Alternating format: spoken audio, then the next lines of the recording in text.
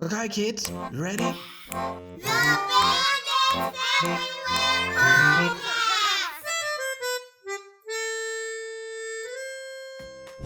Welcome, everybody. Welcome to the Bandits Everywhere Podcast. This is a podcast where, this is a, sorry. This is a podcast. Yeah, it's a good thing it's not live. So this, this is a podcast about real dads being fans of Bluey. We talk parenting, being a dad, marriage, life in general. No judgment, no right or wrongs. Just vent things out and joke about it. I have a couple of announcements to make right now because it's the first episode. So we're very excited. We are so excited to start this thing. The dynamic of the podcast will be we will have a dad guest each episode. We will engage in fun and meaningful conversations. Um, if you guys want to be featured on an episode, you should send a direct message to Obiscuits or send an email to bandits.everywhere.podcast@gmail. We promise we will get a better email when we grow. That's bandits.everywhere.podcast@gmail. We will have new episodes each Friday. Come listen us on Spotify, Apple, YouTube, and Facebook. We're going to have some content out on Instagram as well. Go subscribe to the YouTube channel. Go like the Obiscuits Facebook and Instagram. Go share it. Let's make this big. And I want to address the issue that we don't have a good quality video for those of you watching on YouTube. We thought that it's very important to start as we are the things we have. We will improve quality later on. Also, that's the reason why we need you guys to go to the Facebook page and check out our merch. Check out the t-shirt, the mugs, so to support this podcast so we can have a better quality on it. We have some good plans for the future for this podcast. We're gonna have some live sessions. I would love to see a live Stump Fest going on. Leave your comments if you're down for it. If you got some good stumps there, if you want to perform a live Stump Fest, just leave a comment and let us know. And this is the Bandits Everywhere podcast. We just want to have meaningful and fun conversations about parenting, about being dads, about marriage, about life in general. No BS. Just have meaningful conversations. We're gonna start the podcast now. We have our friend here, Jordan J Scavone. I hope I'm pronouncing your last name correctly. Absolutely. We have Jordan here. He's a book writer. He's a teacher. He's many things. He's very talented. He has a ponytail, I guess, or a men's bun. I do. Yeah. That's very stylish. So we want to see Bandit. You have Bandit going on? There he is. There he is. Cool. Cool. Okay, so first we want to know you, Jordan. We want to know what's going on with you. What do you do for a living? I mean, I already said something, but explain to us what's going on with your life. First of all, that was a good intro. You did a really good job. Thank you. Yeah, you sounded good, and I think you look great in the camera. You look good. You got the nice mood lighting from outside behind you. You look good. Better than this closet that I'm in. So. No, it looks like a professional backdrop. Don't worry. It's used to be my recording studio. Now it's a storage closet. That's right. Yeah. So as Mateo said, I'm Jordan. I'm a early childhood educator. I'm a published author with 5 children's books and an urban fantasy novel, and I'm a father, which is the reason I get to be on this show. I love Bluey ever since I first saw my first episode, which was Barky Boats, season 2. I saw it at my brother's house. He's got 4 kids, so he was a little bit more versed in newer kid shows, where I'm a little bit more versed in older kid shows. because I still watch cartoons frequently, even before my son was born. We all do. We all do.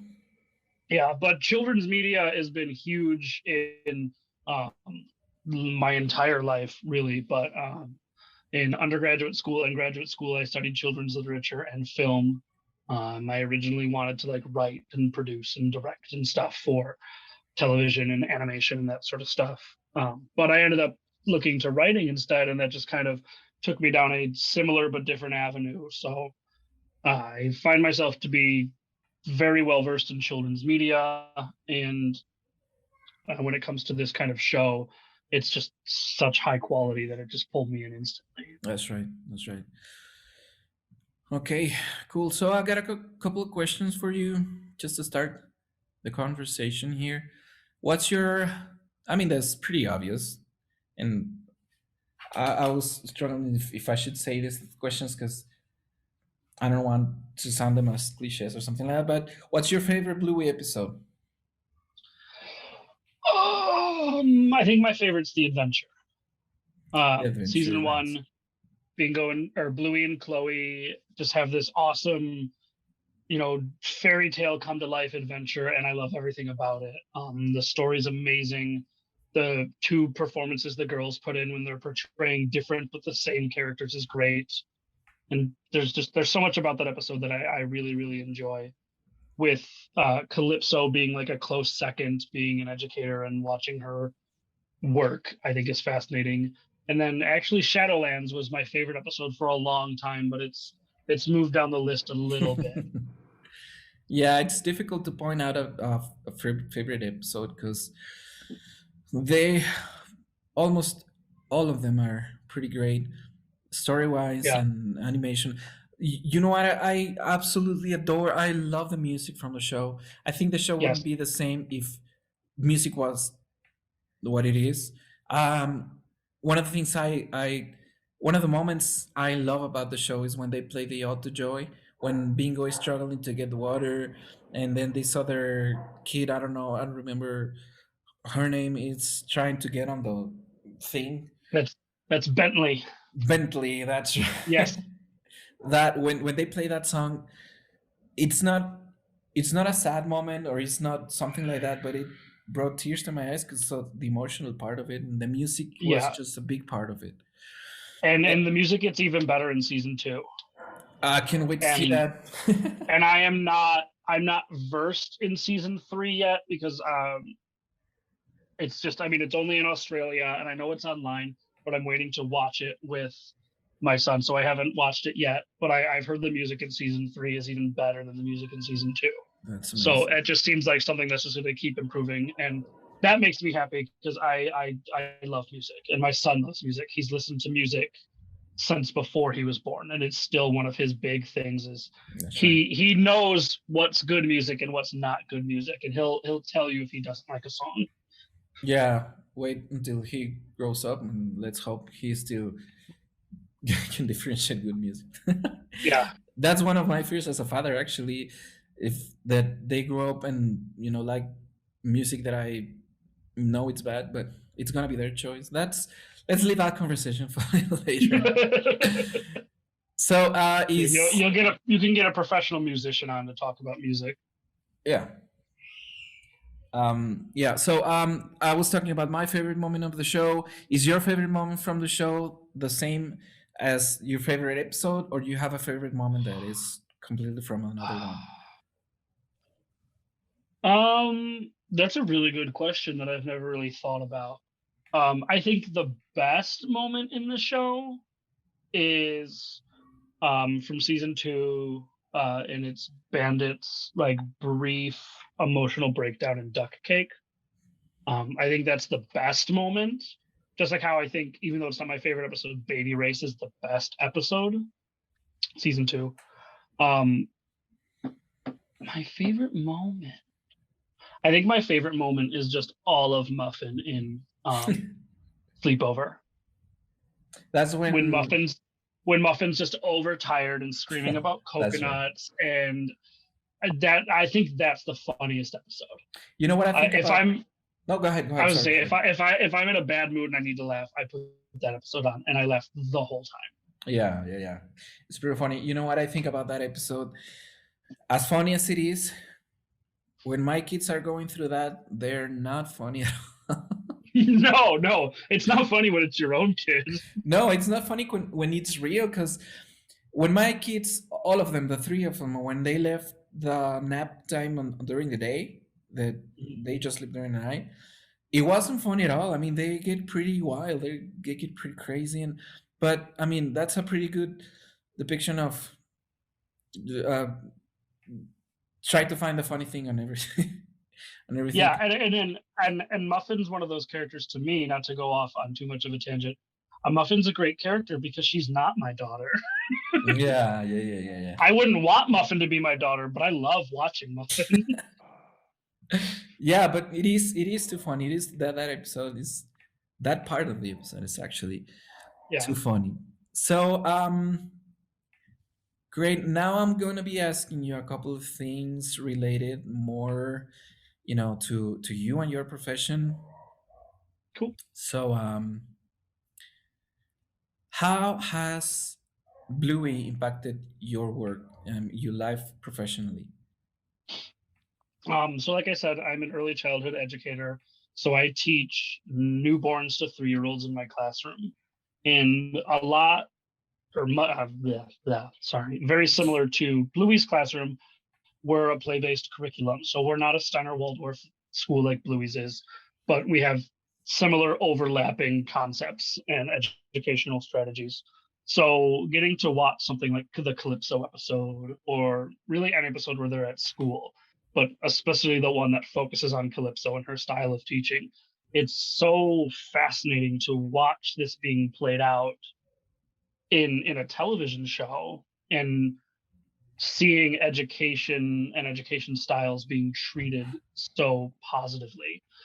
So that was just super validating Mhm. as an educator to see it like that. You always see, not always, but commonly you see good teachers in children's shows. I can't think of his name, but Arthur's teacher in Arthur. Mhm.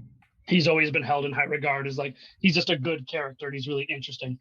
But it's a very much like, this is how you teach in an elementary school. But when you get down to the lower levels, the preschool and the earlier, you often see it as like just kids running around and being crazy and destructive. Like that scene from Toy Story 3 when all the kids just Oh come in yeah, and start yeah. destroying everything. And sometimes it's like that, Yeah, I because mean they they're are kids. little. Yeah, But yeah.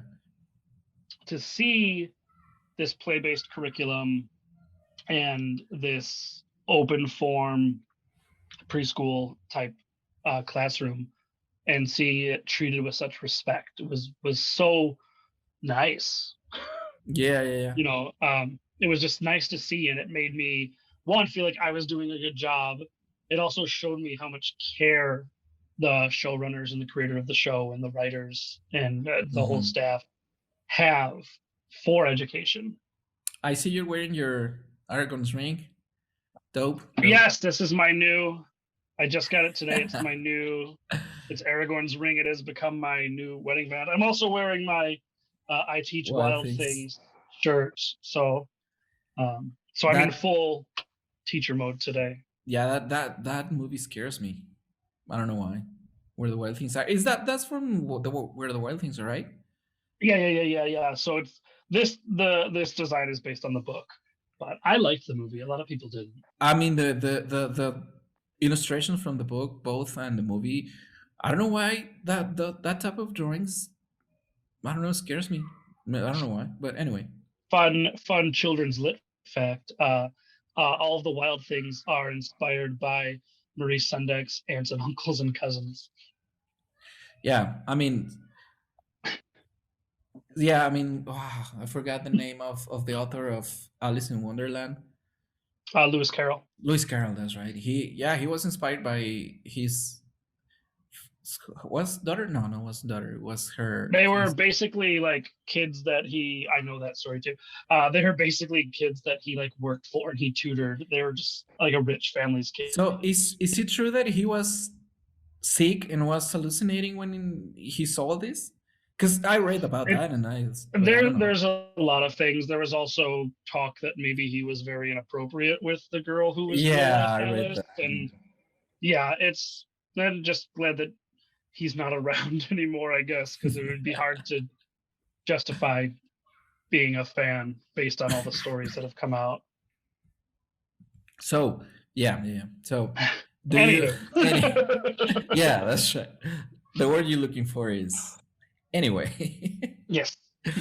So do you use Bluey lines on your children on work? I mean, A little bit. I mean, there's definitely some crossover. do they catch it? There's a couple of them do. A couple of them do watch Bluey, and we actually we dance to music from Bluey the album. Oh, that's So right. we do specifically we do fairies a lot. A message from the fairies, That's a good and then episode. we do the instrument parade, Mm-hmm. which on the album is it's the theme, and then it's the theme multiple times, but it's just guitar, it's just saxophone, it's just violins. So it's a fun way to dance to different music, and that I owe a lot to the album. So and there are a few kids who watch it and they know when that song starts, like, oh, this is from Bluey. Um, Nice. but the way that Calypso talks to her kids, uh, I was already doing a lot of, but there's some that I've fed in a little bit too. And we talk a little bit more about gnomes and fairies and stuff like that in the classroom more than we used to. Yeah, getting back to Calypso. Um, I love the point where she mediates. I don't know if that's a word in English. I'm sorry, my Spanish is my first word, my first No, you're good. language. When she mediates the problem between Rusty picking up the Polly, Hmm. well, I just blew my mind when she goes when she sees the conflict, and then instead of like doing some random thing like don't do that to your I was gonna say brother, don't do that to Bluey, to Indy or something like that. She just asked one of the parties what was going on, and then asked the other one, and then they all got to play the same game. Is that how you resolve conflicts on a classroom? Yeah, so we do problem solving in that sort of way. Ours is a little bit less complicated because my kids are younger. Mm-hmm. But it's you approach calmly, you talk calmly to them, and if you don't know exactly what's happening, a lot of times in my room I do, because our room isn't quite as big, so I can kind of always see the conflicts when they happen. But you do your best to figure out what exactly was happening, who was using the toy first, who wasn't, and we let the kids, come up with solutions, and we guide them if we have to. Um, and whether that solution is, okay, well, you can play with the toy for 2 minutes and then I'll play with it afterwards. Or my favorite solution is just to walk away and find a different toy, because Mm-hmm. it's so efficient. And now that my classroom is getting a little bit older, we have some older kids right now. It's been a little bit easier to do those problem solving things versus when we have smaller, younger kids. So, but very similar techniques to how Calypso handles it. Yeah. So we briefly saw Felix there when you were doing Yeah, something on your phone. I don't know. My phone was just I Facebook message popped up and it took up the entire phone for some reason Yeah. instead of just doing the little blip. And yeah, I think there was a picture of Felix that popped up. Cool. Yeah. We love he's to see he's he's he's sleeping right now. Otherwise, I would bring him in. But it. Life. we tried to get him down before this started so that he didn't bust into the closet and Yeah, I mean, if we got him into the call, it's fine. But yeah, yeah, don't worry. he's passed out. He was at school today, so he had a long day. Cool. Yeah, that life, right? Yeah. So talking about that, let's get to the next question. Cool. How do you balance life and family? I mean, before you answer, I want to tell the guys listening to the podcast, we were talking about earlier about this question. And actually, the question is, how do you balance, being around a bunch of kids, your kids' age, and then getting back to yours? How does that relationship works? And besides answering the actual question about how do you handle work life and family life, how do you handle that situation working with kids and having to, I mean, do you talk your kids the way you talk to your kid? Do you talk your kid the way to you talk your kids? A bit confusing, but you know the question. I know what you're saying. It's a lot. I mean, it really is. I Felix wakes up before my alarm goes off. So I literally am awake with him. We drive to school. He goes to school where I teach. He's a classroom across the hall. And then I spend my day with 12 other kids, roughly around his, within a year or two of him. Then him and I drive home. And then, dinner, bath, bed, if we have to go to the store, whatever. So really the only time I'm not around a toddler is my lunch break every day.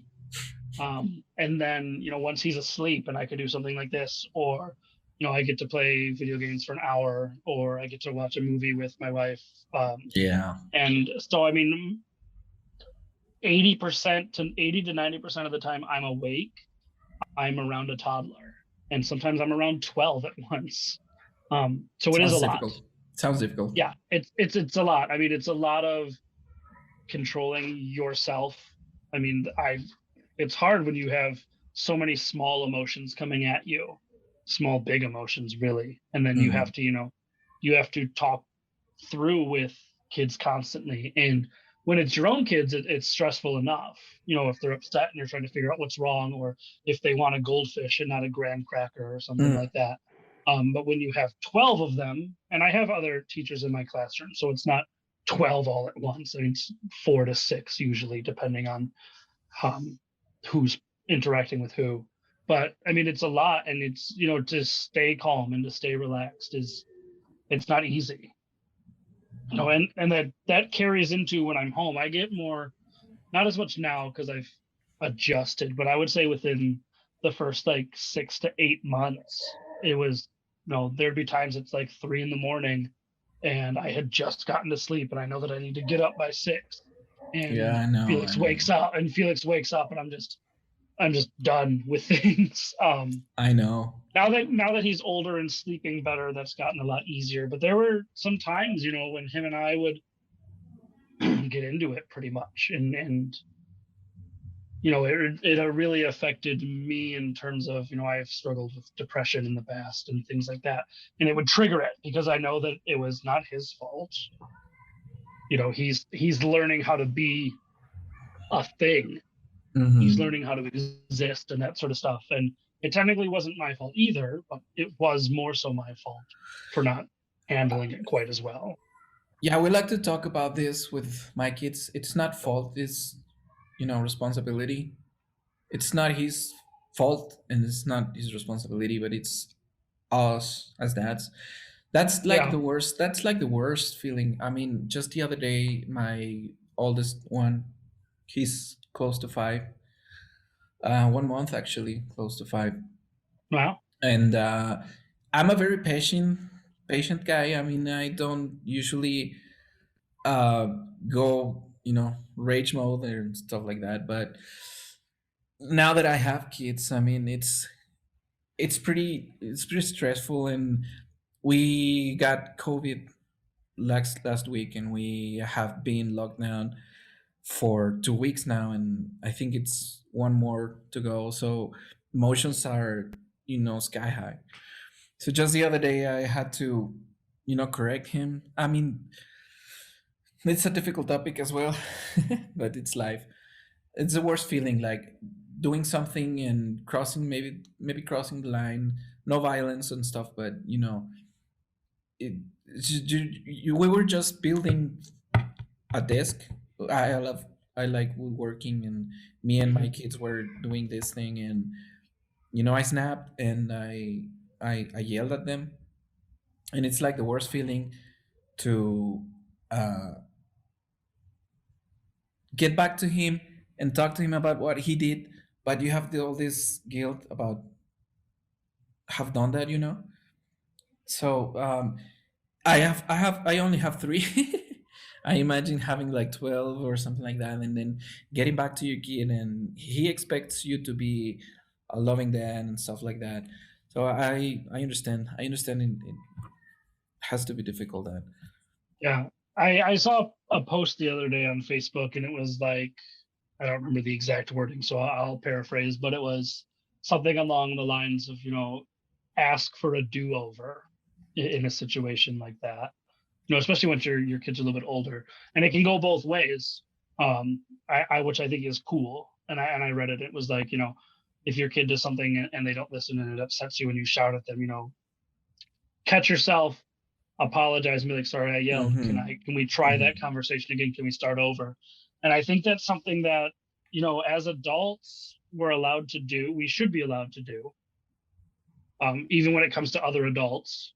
And I think it's something that we should show our kids that's an option, That's right. because it's impossible to not feel your gut reaction. And your gut reaction isn't always what you want to feel. But it is possible and important to reflect and realize what had happened and turn it around. Yeah. I know Felix's big thing right now is he just hates getting his diaper changed, and especially before bed. His last diaper right before bed, he runs away from the bathroom, and he like will try and hide behind things, or he doesn't really tantrum. He's not a tantrum kid. Like he's never thrown himself on the ground crying or anything like that. Knock on wood. Yeah. You got lucky But there. But that's the first one. Yeah, the closest he gets to tantrums is that before bed diaper. And the stress of it is that, one, it's like a 30-second thing that he turns into like a 4-minute thing. Mm-hmm. And then it's so out of character for him that it catches me off guard every single night, even though I know it's coming. And it's just, I'm like, we could be done. We could have done 5 diapers by the time this one was done. I know the fast feeling. at diapers, like, and it's those little things that get me. And I think he knows, and I think that's kind of why he does it. He doesn't do it with my wife. He does it with me. He still gets upset at diaper times with her, but it's like, this is his level of upset with her. And then at diaper time with me, it's like up here now. And I think he knows that it also upsets me, and he feeds off of each other. Yeah, and that sort of stuff. I heard as child psychology once. We used to take our kids to, I don't know how to say this in English, but first, no, what's it called? Early stimulation, something like that. Is that a thing? Okay. I think I kind of know what you're going for. I'm sorry, I'm just Spanish is my first language, so no, just like we used to take our oldest one there, and I heard her saying that not babies, but really young kids are aware and they like to manipulate adults. So you talking about, he knows how to get on your skin, and he knows what he's doing, and he's sort of planning to do it. It sounds a little, evil. It sounds more malicious than it is, yeah. But I mean, it's a very controversial thing, because some people say their kids, how would they manipulate? How would they do that? But they do. Yeah, and I mean, it even happens at in my classroom with kids that aren't mine. They, I have 3 teachers in my classroom counting me right now, and all of my kids act different to all 3 of us, in good and bad ways. Some of them know that if they do XYZ, then if they do it to one teacher, then they get what they want, and so on and so forth. Right. And Felix's thing, he doesn't do it anymore, thank goodness, because it really got me. He would do this thing where we would be doing bedtime, and he'd be laying down, and he'd be so close to going to sleep, like his eyes would shut, and then he would just open them and look at me and just go, Oh man. and throw his pacifier into the dark where I can't find it. Fetch it. That. Never once did it with my wife. He would only do it with me because he knew how much it bothered me. Yeah. Have you? Oh, keep going. No, go ahead. Have you struggled yet with medicine, with antibiotics and stuff like that? Because that's he actually does medicine really well. Yeah. Yeah, he had pneumonia and strep throat this year. Well, and he handles it really well. He just opens up and you just squirt it in and he just drinks it. He spit it up the first time we ever did it. But it was also the first time he ever had a plastic syringe in his mouth, so he was, I think, just more confused. But he's really good with medicine, which has been nice. The little bit he's needed it. My oldest one is also good with that. I mean, we never struggle with that, but with our two girls, oh man, that's a pretty bad struggle. Now that we're talking about that, I've heard that before. So yeah, I'd like to get to the next question. Mm-hmm. You being very close and expert on child psychology and all of that, what do you think of Bluey in terms of child psychology, in terms of can you get some patterns that they like you go, that thing they did there, it's actually a child psychology theory or something like that? What are your thoughts on that? Yeah, I mean, I see so much in what I've learned either during school. Even though I studied mostly literature, we still looked at psych and that sort of stuff. And then now that I've been teaching for almost 8 years, so between just trainings and independent research, I do see a lot of things. But the biggest thing I see is play. And when it comes to looking at everything through an educational lens, play is such an important way to learn. And not even for kids, but at any age. Everyone learns, maybe not everyone, but generally, you learn through repetition, you learn through experience, you learn through doing. And there's definitely certain parts of almost every episode that really, drive that force home. But I think there's certain episodes that kind of hit it a little bit harder. Calypso again being one. All the kids are playing separately, but slowly their play all comes together, and that's also part of Calypso's subtle, educational manipulation there. But in Stump Fest, which I know you briefly talked about at the start of the show with a live thing, that needs to happen. I don't have a yard, but I would watch that. But in Stump Fest, I mean, Bluey literally sits down with Chili, and Chili's like, well, I wasn't disrupting your play because you were disrupting their play. And Bluey's like, what? They're adults. They're dads. They're not playing. That's right. And then she looks at them and she, oh my God, they are playing. And like, that's so important to see that. Even in spy games, you see the dads playing and the moms playing. And in that case, it's Mackenzie's dad, oh, Bandit, you're going to burn the sausages. You don't know what you're doing. And stuff like that. Yeah, that's my very bad Mackenzie's dad has one line in the show accent. But yeah, like seeing that, and then the way that each episode almost is structured, because the games are so heavily done in the show. Like everything comes down to play at the end of the day. And the girls are so committed to it, and Bandit and Chili are so committed to it that every other kid and parent in the show becomes committed to it. And my wife and I were actually talking about this earlier, because we were talking about this and what we were going to talk about. And we always talk about how like great Bandit is portrayed as a dad in that show. But if you really look at Bluey, almost every single dad is presented in such a positive light in their own way. That's right. If you look at Pat, Lucky's dad, he's that neighbor dad that you want. He's willing to put up with your stuff, but also include himself in your stuff.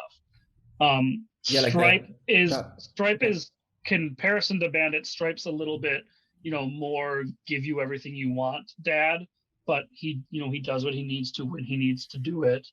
And then I look at Frank, which is Chloe's dad in Octopus in season 2. Yeah. And and Chloe straight up tells him, "You're not as fun as Bluey's dad." And like, which I feel like is like, that's the worst. That's that low. I can't. Yeah, that's your kid punching you just below the belt right there. Yeah. Didn't know. But they play different. Bandit is a very imagination, loud and goofy play, where Frank is presented as this very intellectual, research-based person. And then once him and Chloe are finally seeing eye to eye, his game actually becomes a more fun version than Bandit's game, because there's so many different things put into it. And that's one of my favorite things about the show, is that, again, you see, learning through play, educating through play, but they also show that, you're allowed to play different ways and different styles and have fun in different ways. Yeah, we were talking about this the other day, the other meeting. I was telling you that I think it's interesting. When I thought about this question, when I found out what you did, what your work was, when I thought about this question, I thought you would, the obvious answer would be to engage the deep moments. I thought the most psychology going on the show was how they approach the sad moments, the difficult times. But I think it's very interesting that you as a child psychology professional, you think the most important thing is play. It goes to show that there's really a big research going on behind the show. So if you can, if you being a professional there can catch up that, it's, I mean, our kids are in good hands watching the show. Yeah, and even if you look at, because I know you were talking about Copycat, when the budgie dies, that episode is still play based. Yeah, that's right. The episode starts with Bluey just copying Bandit until that happens, and then the second half of the episode is Bluey still copying Bandit and just repeating their whole actions throughout the day. And I do love that episode because it handles death really, really well. And I think that's how they represent, that's how children actually process those kind of things. They repeat things as they felt at them. That's why it worries Bluey so much when Bingo changes the end, when she starts running. Yeah. But the main learning from Bluey was it was out of her hands. That's exactly. Yeah, so I mean, and that's ultimately what Bandit says. It's out of our hands now, and Bluey realizes that, but in a slightly different way, because not everyone's going to play by the rules, and in that case, Bingo changes the game. And technically, that's what the budgie did when it died. It changed Bluey's game. So that's right. I remember first time I saw that episode, I was like Chili with a magic claw machine, because they say, I'm sorry, the little bird died, and I was like, what? I mean, when I first saw it, was like, in what kids show they do that? But it caught me by surprise. Because that's a pretty early on episode. I mean, I think it's in the 30s of season 1. I can't remember off the top of my head exactly. But I mean, it comes on. I mean, it comes on abruptly. Like you assume as an adult watching this kid show that you're like, oh, it would be really, in your back of your mind, you're like, it'd be interesting if the bird died. I wonder how they would handle it. Yeah, they're not going to do it like that, and then they do, and that's something that show does. I mean, if you look at, an episode like Duck Cake, like Bandit, has a brief, emotional breakdown, which is something we don't see from him. He's this, happy, fun, goofy guy. And then, something happens and he knows that if the cake doesn't get finished, he's going to disappoint Bingo. And he's already stressed out with Bluey not wanting to clean up. and that sort of stuff. So it's that hits hard. That hits and he hard. just and the first time I watched that episode, I was like, okay, like that. The show was already good in terms of entertainment and a level of education for kids, but that was the moment where I was like, this is why the show is so appealing for adults. It Yeah. has such a strong dual audience presentation in a way that other kids shows don't. A lot of other kids shows dual audience presentation is, an adult joke here and there, which Bluey does. I mean, there's the general consensus that Chili and Trixie are drunk during Stumpfest. Oh, that's interesting. That's interesting. Yeah, if you watch it, they're definitely a little tipsy. Or the fact that in the sleepover, Muffin she's overtired, but she's very much presented as what that's hanging more, out with your drunk friend is like. That's right. Yeah. Which those are a more common dual audience kind of presentation. You get a subtle adult joke in an episode of SpongeBob or something. But it is in like Duck Cake and Baby Race, and Sleepy Time. I think it's pretty amazing how they do that, do both ways and still keep engaged with kids. I mean, they don't get bored when these adult things are going on, and they hit them too, and they hit them too the same. Yeah, so that's cool. if you look at books, children's lit specifically, you'll find that there are some books that kids just really, really like. And as an adult, you're like, oh, not that one again. Do we have to read that one? And then you'll find books that adults really, really like. You're like, this is the book we need to read. And the kid's like, I don't want to read this. Why are you reading this? And then you find those books that are right in the middle that the kid keeps bringing to you. And it's that book that as an adult, you're like, yes, this is the one we need to read. All right.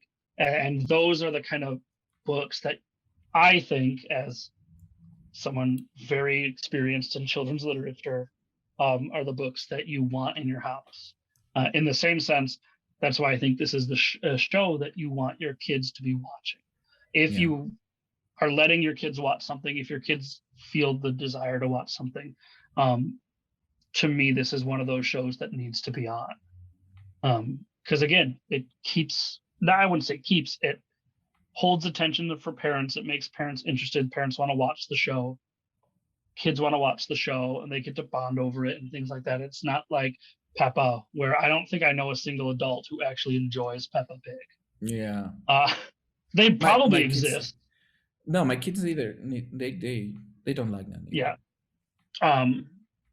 And like things like that. And it's hard to watch all of these shows that get popular, and it's maybe not real popular. This is what kids are watching because they have the option to watch it, and it's on loop kind of thing. Whereas like I think Bluey really is different in terms of its adult interaction as well as its child interaction. Yeah, I think that's pretty amazing from them. And again, goes to show that people are really researching and really putting some thoughts on the show. And it's no coincidence. I mean, it's no luck that it's that engaging both kids and adults. Cool, good. So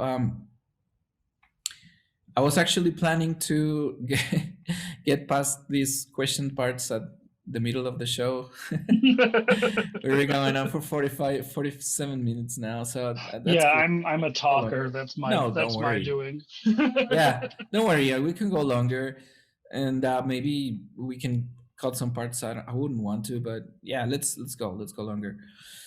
That's the first episode. Go big, right? Yeah. Go big or go home. But I'm home. I'm already.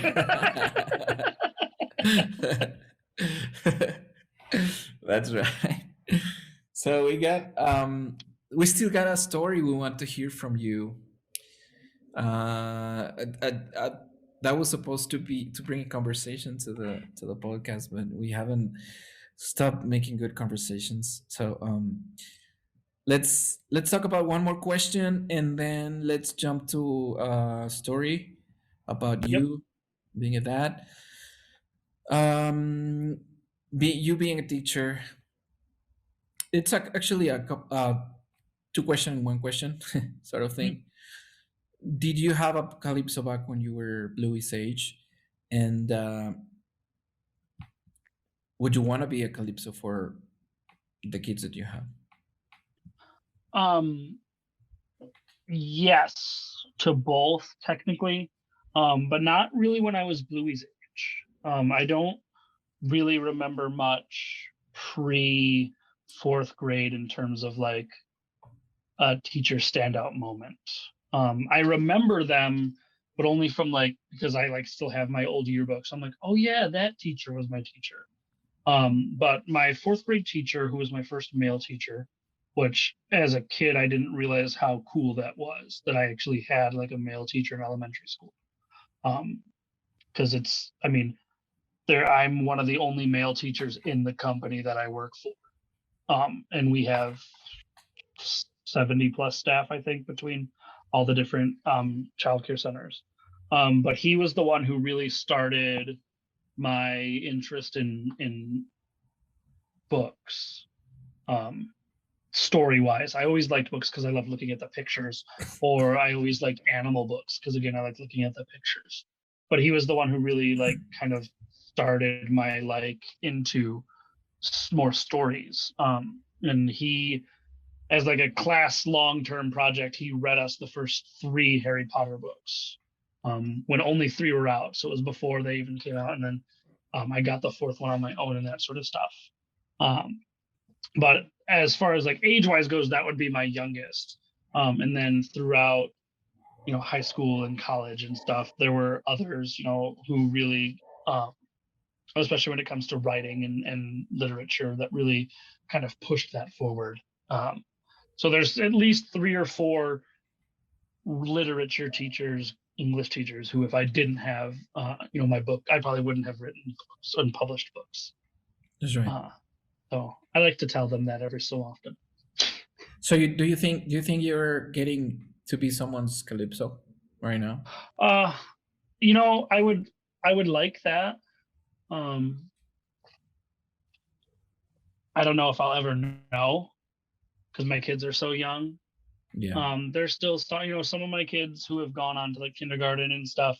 I get to see their younger siblings who are in my class, or once they're out of my center, like because I interact with their parents for sometimes 3 years, they're in my classroom. So like, we develop, a friendship, and some of them I still talk to, through Facebook, or we email back and forth and so on and so forth. So I mean, I definitely think in the age of social media and the ability to like connect with people from your past, I think it's possible.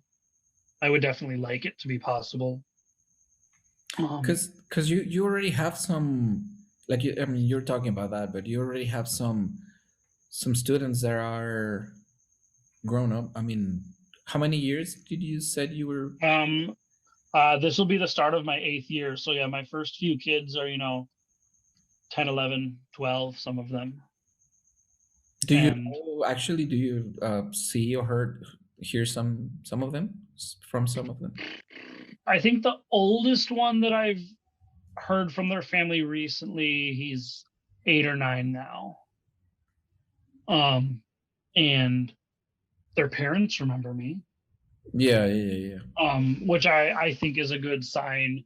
And maybe they don't remember me specifically, but in their subconscious, they remember things, they remember activities, they remember things that were done, or maybe they'll pick up a book that they read and be like, oh yeah, I remember this being read to me, when I was 2 or whatever. And they don't remember who did it, and they don't really remember it, but they remember it, kind of thing. Yeah.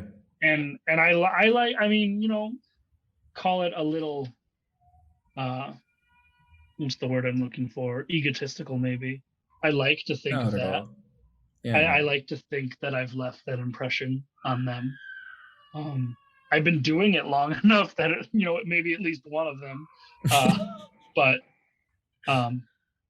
I've moved up in my position. I started substitute teaching for my center when I first started graduate school because I needed an open schedule to basically be like, yes, I can work for 3 hours on a Tuesday.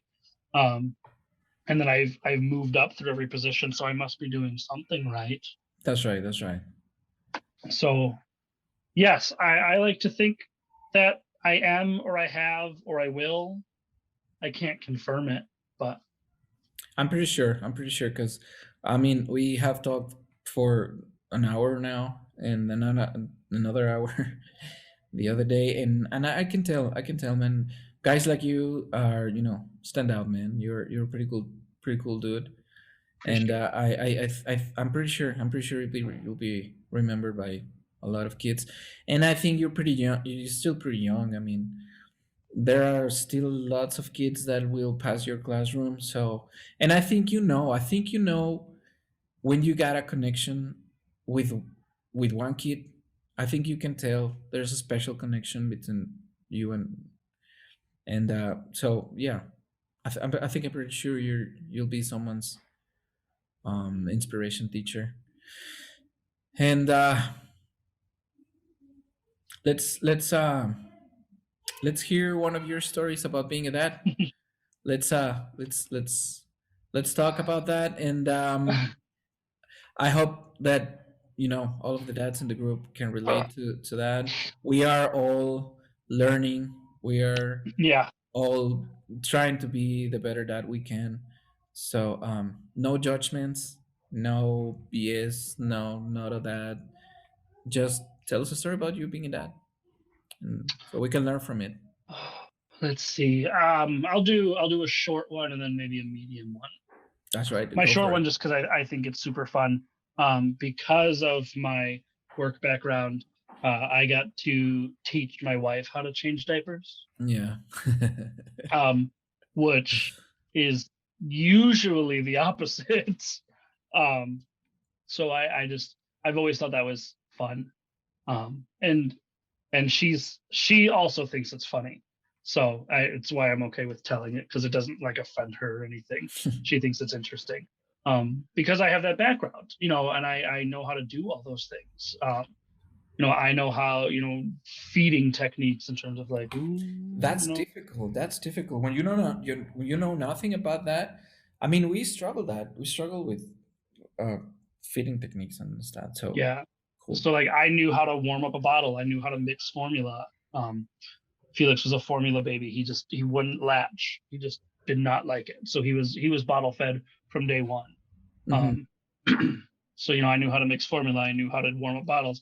I knew how to change diapers. I knew how to bathe a baby. I knew how to wash, a baby. I knew how to dress a baby, which dressing a baby is not easy if you've never done it before.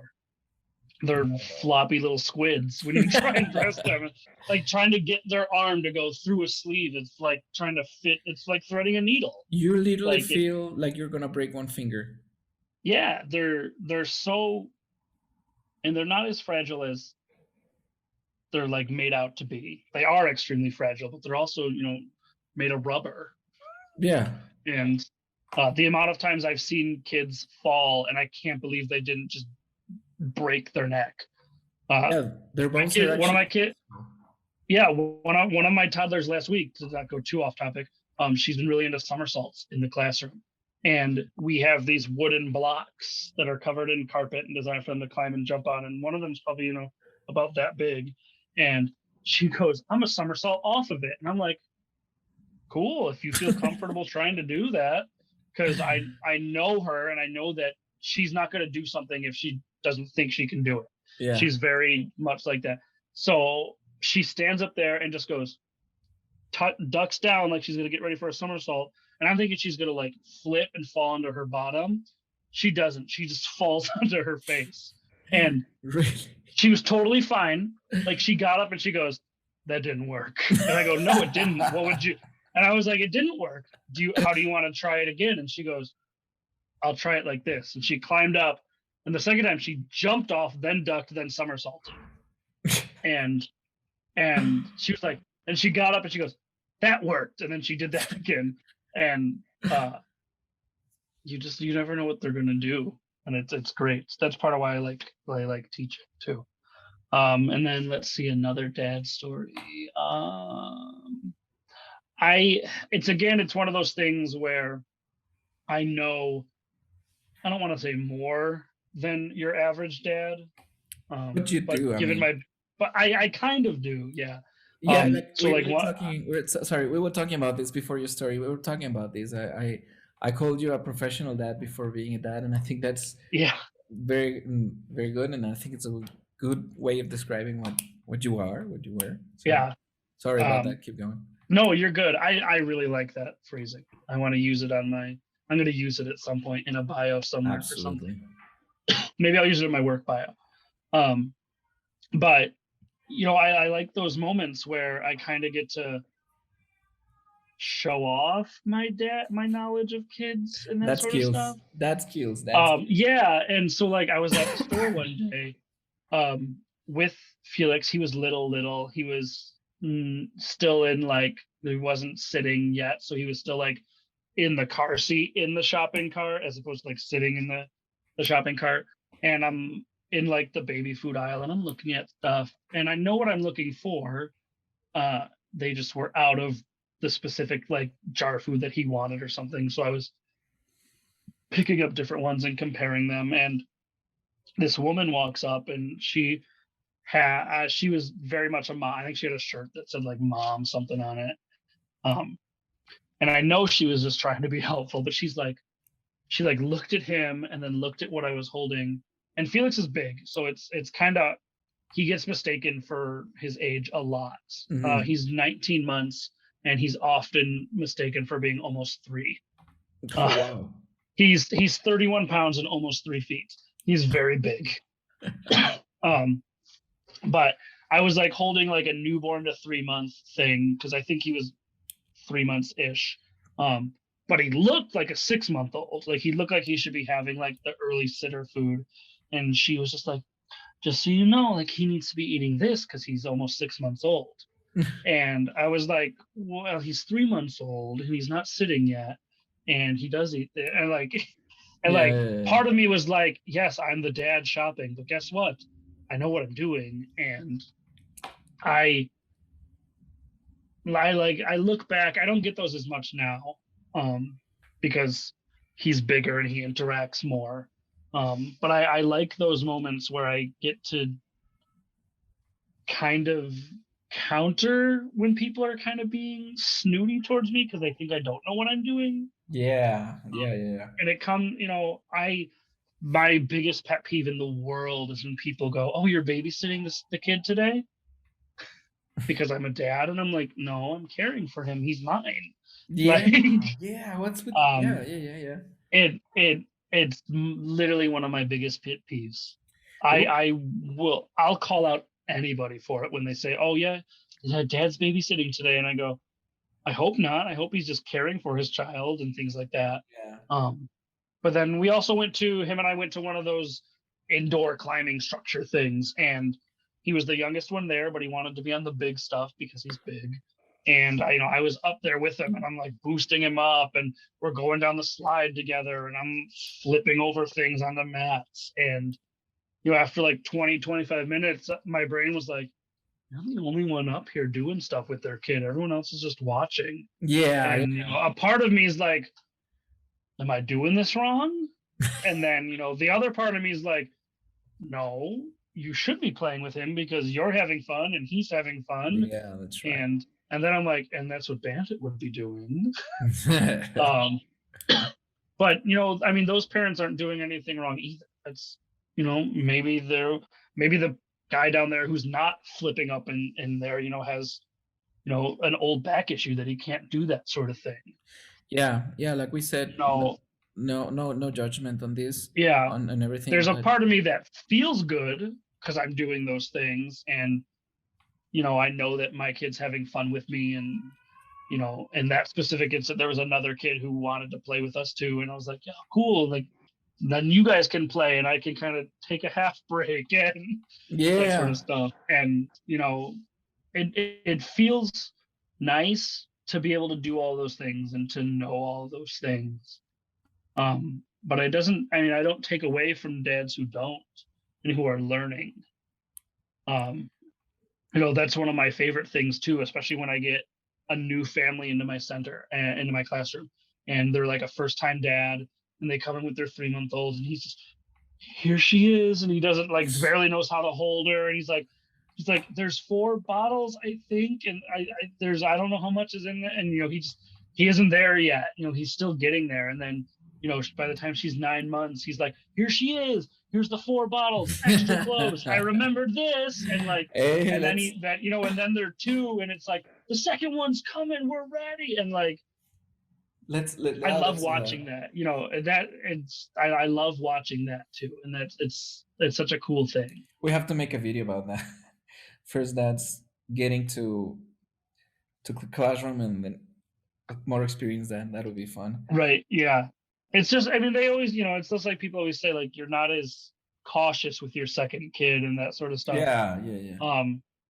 And a lot of the time is because you don't know you can be less cautious. Yeah, you're just measuring. You're just giving measuring the parameters of being cautious with the first. Yeah, and if you read parenting books, all of them are like, be as gentle as possible. Place them in 80-degree water and make sure there's make sure it's dried, no tears, organic shampoo and that sort of stuff. When by the time you're on your 3rd kid, you're like, oh, we're out of shampoo. I guess you're getting some of my Tresemme, man. I'm sorry, it's gonna hurt your eyes. Couldn't be more. Don't true. do it every time because it will hurt their eyes. But yeah, you learn that you can be a little rough with them. Don't punch them in the face or anything on purpose, at least. But you can pick them up and you can toss them, or you can put them on your shoulder. And rough and tumble play is a really big That's right. play thing for me. I think you can learn so much with social cues and just how to handle your physical self, especially because Felix is so big. Like he's not great at entering play because the kids his age are usually 5 to 10 pounds lighter than him. And he'll walk up and be like, hi, and like touch him on the shoulder and just knock him over because he's so big. So him and I do a lot of rough and tumble play so that he can, and I tell him, I'm like, you're being too rough, back up. And then the next time he runs at me, he like does it a little bit slower. And I've seen him now over the last few months, with his friends who are smaller than him, he doesn't lomp them over anymore. He's learning how to control himself, and rough and tumble play is really important to me for that reason. Plus, it's a great way to get out energy. So I love doing that with my kids, with those kids, my kids at school and everything like that. Yeah. So we were talking about the first time dads that they have very small babies and they're not sure how to handle that. On that note, I would like to give big shout out to those dads and to encourage you all. You're doing a good job. The fact that you're watching this podcast, the fact that you are following a cartoon dog and thinking he's awesome, it makes you a really good dad. So be strong. You're doing a very good job. Kids are resistant, I'm gonna tell you that. By the time you get to the second one, you're be a completely experienced dad. So don't feel bad about what you're doing. Don't feel bad about if you're thinking you're not good enough, or you're afraid of holding the baby some way or giving them a bath or something like that. You're doing a good job. So yeah, I mean, as someone posted in the Bandit Facebook group for dads that we're both in, the fact that you're in a group, in any dad group, if you're in a dad group on Facebook, you're listening to this podcast, you're watching, a show with your kid, you're interacting with your kid in any way, shape, or form. You read the baby books, you didn't read the baby books, or you just read an article or something, anything that you're doing to better prepare yourself for your kid that's coming, your kid that's here, to learn more about their interests, to bring your interest to them. It shows a lot. And there's a lot of kids, who don't even have that.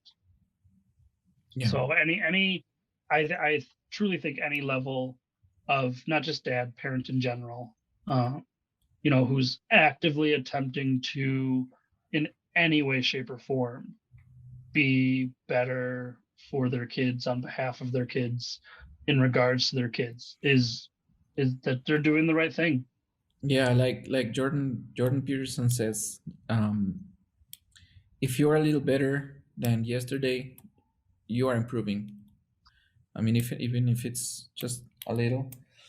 Um, yeah, and like we were talking about the other meeting, the fact that you are following that figure that has a lot of research behind, and a lot of psychologists think that that guy right there is how a good dad looks, and you see yourself there. It only means you're a good dad and you're doing a good job. So keep on doing it. And so I think we have a pretty good conversation. It was a bit long. So for those of you who are still around, thank you. We appreciate that. We appreciate that a lot. Like we said at the beginning, Jordan is a book writer. Is also a book writer. I'm gonna leave links to for you to go and check out his books. They are really good. I have only read one. You read my newest one at that. Yeah, I had that exclusive, right? Before Yes, it but it goes. made you it's live, it's published. Oh, okay, okay, cool. Yes, but it made you cry. Yeah. The abuelo thing. I mean, I'm Mexican. Spoiler alert. Three The of my abuelo. books make adults cry. Be prepared. Yeah. So definitely go and check those links. I'm gonna leave them on the YouTube description and the Facebook thing. If you're listening on Spotify or Apple thingy, I don't know what's it called. Uh, Go ahead and check out the YouTube channel. Subscribe there. Go and like the O Biscuits Facebook page. And if you're a dad, go check the Bandits group. It's awesome. It's close You to can 2. also you can leave star reviews on Spotify now. Oh yeah. So, yep, leave a 5-star review. There you go. It's not actually, you just click a star level. You don't get to leave an actual review, I don't think. But that's a new Please. thing they just rolled out for podcasts and stuff. Yeah, please leave a review. That way, any way possible, helps support this podcast. Like I said at the beginning, we have big plans for this. We're planning on all sorts of things, and please raise your hand if you want to perform Stump Fest live. I will watch that. Yeah, we all will. I mean, and please make it agonizing and long. And yeah, so go check the store.